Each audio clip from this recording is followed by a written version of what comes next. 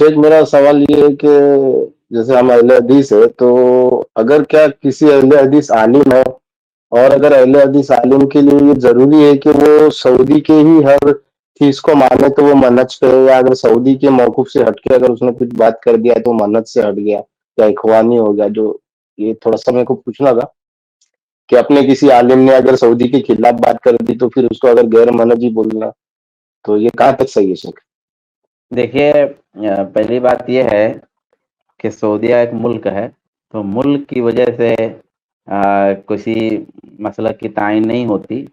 وہ ملک آج ہے، کل اس میں حکومت دوسری کی ہو سکتی ہے، پرسوں تیسرے کی تھی۔ تو کسی جماعت کی تعین کسی ملک اور کسی حکومت سے نہیں ہوتی، یہ ایک بات ہے۔ دوسری بات یہ بھی ہے کہ اگر کوئی سعودی پہ نقد کرے، ظاہر سی بات ہے کہ ایسا نہیں ہے کہ سعودی پہ نقد کرنے کی وجہ سے وہ اہل حدیث نہیں ہے اور منہج سے خارج ہے، دوسری بات۔ لیکن ایک بات جاننی ضروری ہے، ہر دور میں کچھ چیزیں علامت کے طور پہ سامنے آتی ہیں اور ان علامتوں سے پہچانا جاتا ہے، جیسے اللہ کے رسول صلی اللہ علیہ وسلم سے کہا گیا وَلَتَعْرِفَنَّهُمْ فِي لَحْنِ الْقَوْلِ، کہ اے نبی منافقوں کو آپ پہچان لیں گے ان کے بعد کے ڈھب سے۔ اللہ تبارک و تعالیٰ نے قرآن پاک میں یہ بات فرمائی کہ آپ منافقوں کو ان کی بات کے ڈھب سے پہچان لیں گے۔ یہ کہا کہ ہم چاہیں تو آپ کو جو ہے ان کے چہروں سے پہچانوا دیں، لیکن ہم ایسا نہیں کر رہے ہیں، آپ ان کے بات کے ڈھب سے پہچان لیں گے، جان لیں گے۔ تو ہوتا کیا ہے، سعودی کا معاملہ کیا ہے؟ بھئی سعودی ایک ملک ہے تو اس ملک میں کبھی عروج رہا، کبھی زوال رہا، کبھی دینی اقدار خوب بلندی پہ رہی ہیں، کبھی دینی اقدار میں پستی آئی ہے، یہ ہوتا رہا ہے مختلف حکومتوں میں، اور جو موجودہ سعودی حکومت ہے اس میں بھی چینجز، تبدیلیاں ہوتی رہی ہیں۔ لیکن بہت سارے لوگ ہیں جن کو کیا ہے کہ سعودی اگر اچھا کرے تو اس میں بھی برائی نکالیں گے، اور اگر اس میں کہیں برا ہے تو اس میں بھی برائی نکال لیں گے۔ بلکہ یہ لوگ سعودی میں جب برائی ہوتی ہے تو خوش ہوتے ہیں۔ پہلے جب یہاں برائیاں نہیں پاتے تھے سعودی میں تو پریشان رہتے تھے کہ کیا لائیں، تو کچھ لا نہیں پاتے تھے، یوں ہی اٹرینڈم کچھ نہ کچھ پیش کرتے تھے۔ لیکن جب سعودی میں کچھ کنسرٹ وغیرہ ہو گئے، کچھ چیزیں پیش آ گئیں جو بہرحال منکر ہیں، تو یہ ہم لوگ تو تکلیف میں ہیں، ہم لوگوں کو تو غم ہے، اس کا ہم لوگوں کو تو رنج ہے کہ بھائی وہ چیز جو نہیں تھی وہاں آ گئی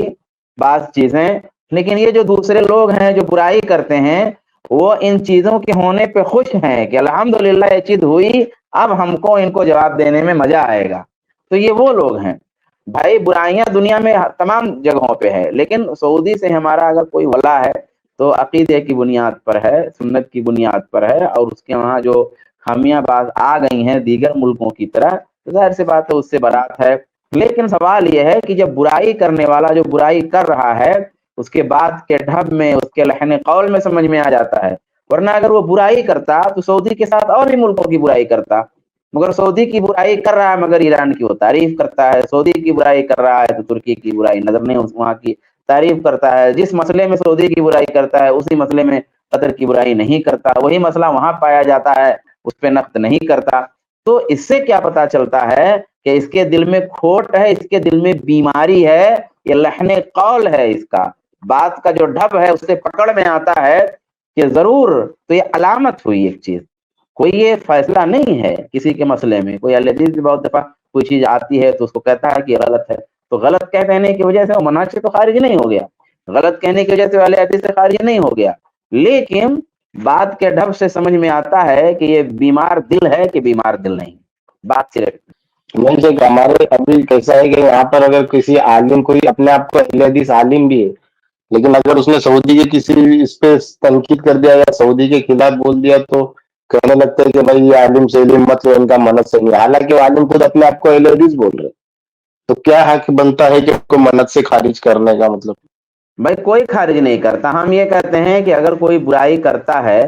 تو کیوں کرتا ہے، کیا اس کا مقصد ہے، کس لیے کرتا ہے؟ یہاں اس کا اپنا گھر موجود ہے، اپنے بال بچے موجود ہیں، وہاں لوگ وہاں کے پردے، بعض بے پردگی کی چیزیں آئی ہیں، اس کی اپنی بیٹی پردہ نہیں کرتی، اس کی اپنی ماں بہن پردہ نہیں کرتی، وہاں کے پردے کے مسائل پہ گفتگو کرتا ہے، تو کیا مقصد ہے آخر، اس گفتگو کا کیا حاصل ہے؟